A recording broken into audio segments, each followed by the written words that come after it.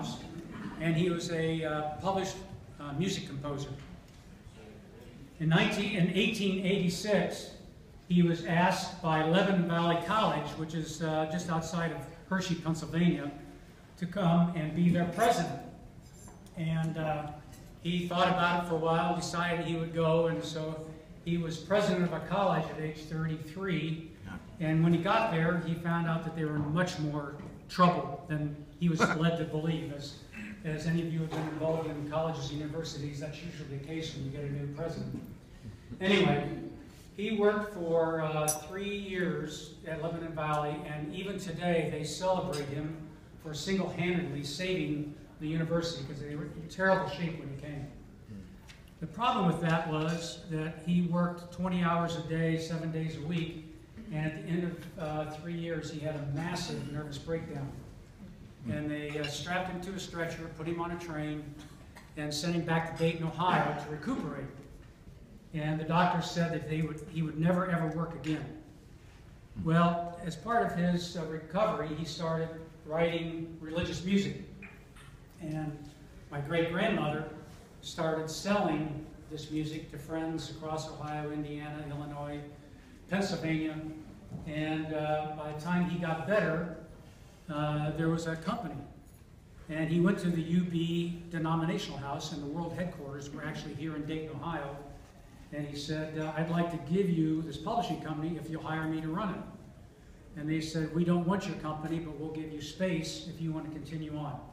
So that's how Lorenz Publishing Company got started in 1890. And this, as you can figure out, is our 125th anniversary this year.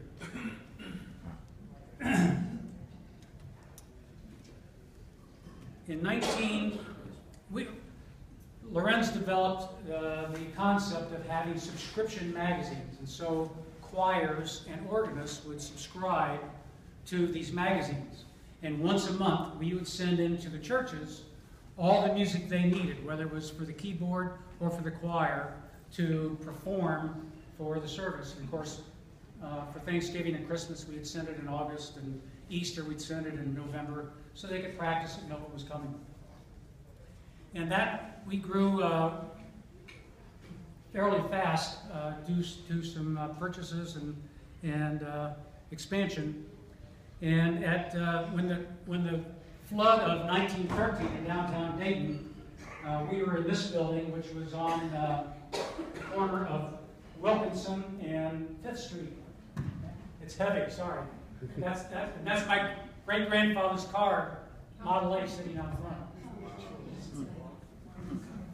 So that was our first building. And by the way, I've got brochures up here, and I'll refer to a couple other things. And the night of the flood, Orville Wright, of the Wright Brothers, got stuck in downtown, and he spent the first night, in my great-grandfather's house until they got rescued by a boat.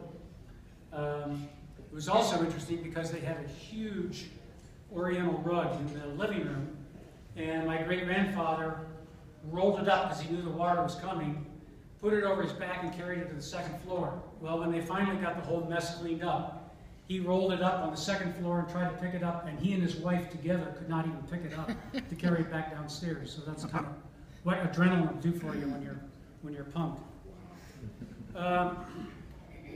Right after the flood, my great-grandfather bought a farm, and it was the end of the street on Salem Avenue. And he had this dream, because he had a lot of connections with Otterbein College, which is also a UB college, that he was going to move it to Dayton and call it the University of Dayton. And so he bought this land, he had it all plotted out, and he went up to tell the president of Otterbein College that this is what they're going to do. They're going to move Otterbein to Dayton, and this is where you're going to do it, and here's your office, and this is what we're going to do, and this is what. And the president looked at it because it was a total surprise to him, and he threw him out of his office. He was so presumptuous on his plan that it just never took off. But think what it would have done to the difference of Dayton, Ohio, had Otterbein College moved here and become the University of Dayton.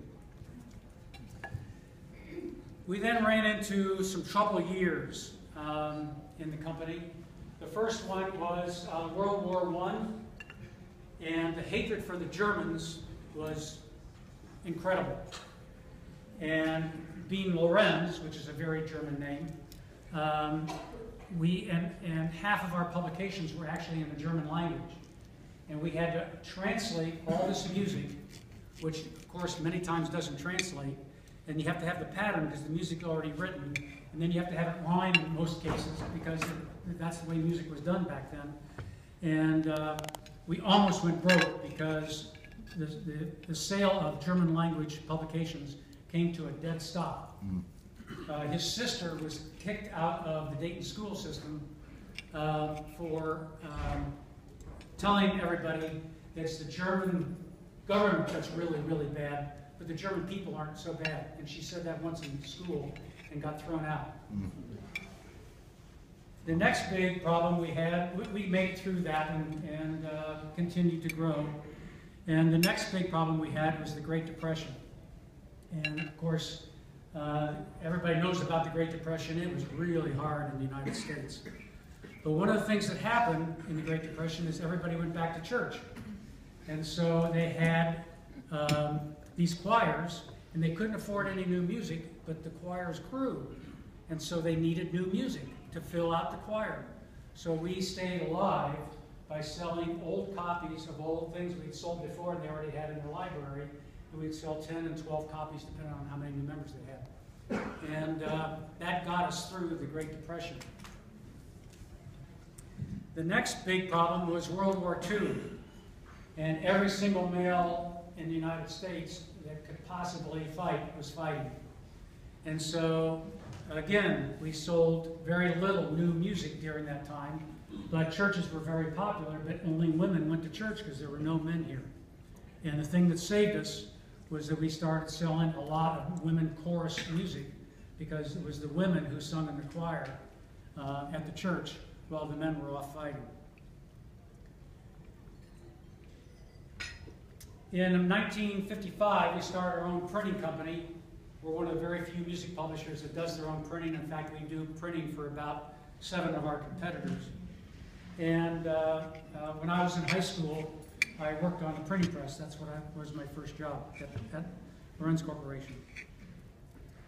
We then bought a company that did engraving. And back then, I've got some here. And you can come up and look at them later. These are lead plates, and I got them enclosed because they're solid lead, and you get lead on your hands, and then it gets in your system. You really don't want that to happen.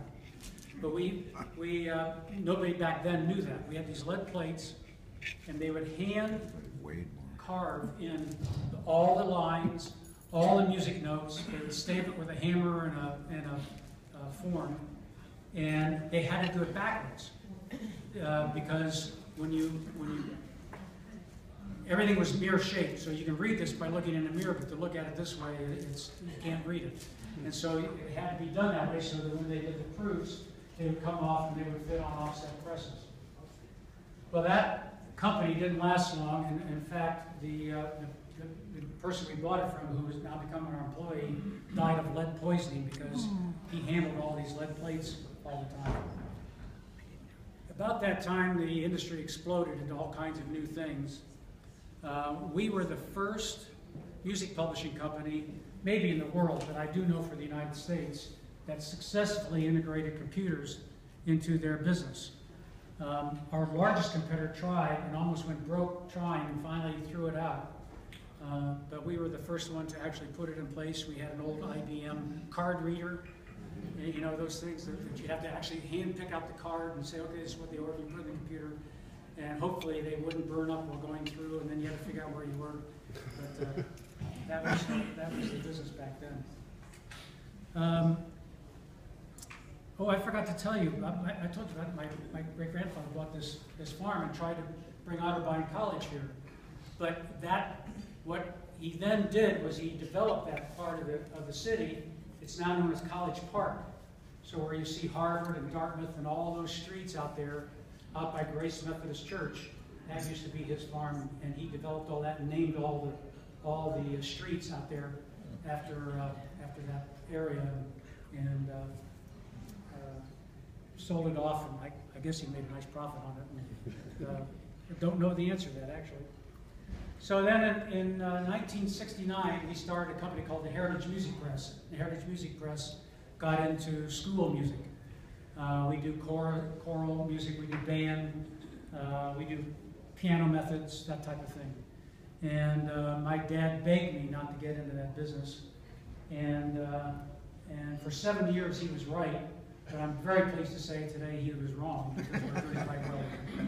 But it took 7 years, and that's the publishing business. You have to, it just takes a lot of time to develop. It's a capital-intensive, upfront kind of a business. So a lot of people don't know that Lorenz Publishing Company is here, and we do educational music, both church and school music. And we have been around for 125 years, and we serve mostly the mainline church organizations, Presbyterian, Methodist, Lutheran, and we do not do contemporary Christian music, even though we have some copyrights that are in that field. That is not our thing. So we have our challenges ahead of us, but our greatest advantage has always been in Dayton, Ohio, and it's also been our greatest weakness. It's been in Dayton, Ohio. Probably should be in Nashville, but it's a great place to have a business, and certainly my family has loved living in Dayton, Ohio since well before 1890. So thank you for inviting me. Oh, we have questions? No, just tell them how many. It's fourth generation now running. Fifth generation. Fifth generation. My son now owns it. He's fifth generation. We've never skipped a generation. He's 45 years old, and counting. Any questions? I'll be glad to answer them for you. I know we're on a tight schedule today, so I don't want to. Where are you located? We're down on, you know where the cannery is on 3rd Street downtown? We're right across the street from the cannery. And have been there since 1923. We're not in that building. That's not there anymore. We're right at the moment, we're about 75 employees. But we have a lot of independent composers and some editors and that type of thing working for us, engravers, that type of thing. They're not employees. Other questions? Great. Oh. Just another bit of information. When I was young, I knew it was the largest religious music publishing company in the world. Yeah, because we did not go with records. That is no longer true. You have to have a record company to be the largest, and I still think we made the right decision on that, but nobody knows. Thank you, Geoff.